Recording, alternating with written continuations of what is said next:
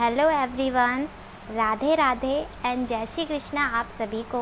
5 सितंबर आने वाला है और 5 सितंबर को हम कौन सा डे मनाते हैं? टीचर डे, यानी कि शिक्षक दिवस। तो इसी अवसर पर मैं एक छोटी सी प्यारी सी स्टोरी लाई हूँ आरुणि ऋषि की गुरु भक्ति के लिए, जो प्रसिद्ध माने गए हैं। आपको पता चलेगा इस स्टोरी में कि उनकी गुरु भक्ति कैसी थी और उनकी गुरु भक्ति देखकर उनके गुरु ने उन्हें कितना प्यारा आशीर्वाद दिया था। आप ध्यान से सुनिएगा। ये उस समय की बात है जब आरुणि ऋषि बाल्यावस्था में शिक्षा ग्रहण करने के लिए आश्रम गए थे और वो वहाँ शिक्षा प्राप्त कर रहे थे। एक बार मूसलाधार बारिश हो रही थी और उनके गुरु ने अपने शिष्य आरुणि को आवाज़ दी कि आश्रम के पास जो खेत हैं उस खेत की मेड़ें टूट चुकी थी एकदम, इतनी बारिश हो रही थी और उसका पानी का बहाव भी इस कारण क्या हो रहा था, खेत से पानी का बहाव बहुत तेज़ बह रहा था। तो उनके गुरु ने अपने शिष्य आरुणि से कहा कि आप वहाँ खेत पर जाओ और वो जो मेड़ें टूट गई हैं ना, उसे क्या कर दो, उसे बांध लो, उस मेड़ों को आप बांध दो ताकि पानी का बहाव ना आ पाए इस ओर, ये बोला उन्होंने। तो आरुणि ऋषि ने अपनी गुरु की आज्ञा मानी और वो खेत की तरफ चले गए।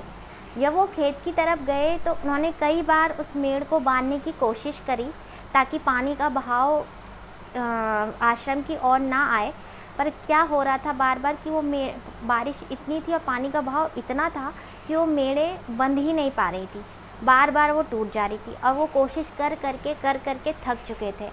पर अब गुरु की आज्ञा थी तो अब वो क्या करते, ऐसे तो वो जा नहीं सकते थे।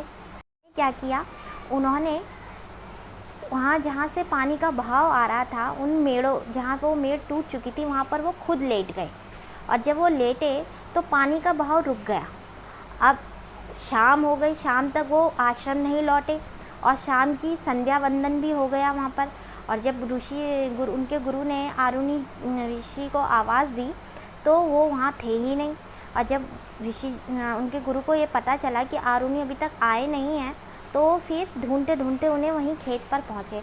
और जब वो खेत पर पहुँचे तो उन्होंने जब देखा कि आरुणि वहाँ पर लेटे हुए हैं, पानी जहाँ पर पानी का बहाव रोकने के कारण, तो फिर उसके बाद उन्होंने उन्हें आवाज़ दी और अपने पास बुलाकर कहा कि तुम वहाँ लेटे क्यों थे?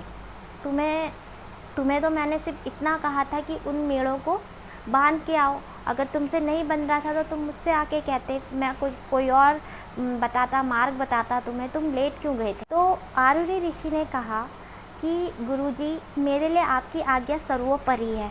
अगर मैं ऐसे ही आ जाता, अगर मैं उन मेड़ों को ऐसे छोड़ के आ जाता तो वो आपकी जो आज्ञा थी उसकी अवहेलना होती, इसीलिए मैं नहीं आया, इसीलिए मैं यहाँ लेट गया ताकि वो पानी का बहाव रुक जाए।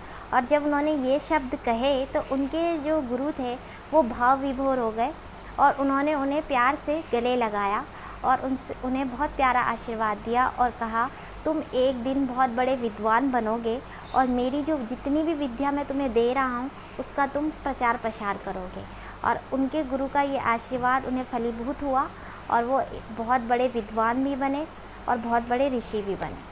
ये कहना चाहूँगी कि जितने भी लोग हमारी लाइफ में आते हैं और जिनसे भी हम कुछ ना कुछ अच्छी चीज़ें सीखते रहते हैं, वो सब हमारे लिए गुरु के समान ही होते हैं, ठीक है ना।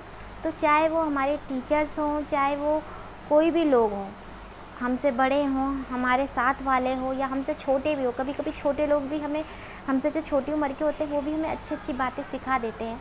तो हमारे दिल में सबके लिए रिस्पेक्ट होनी चाहिए, मैं ये कहना चाहूँगी।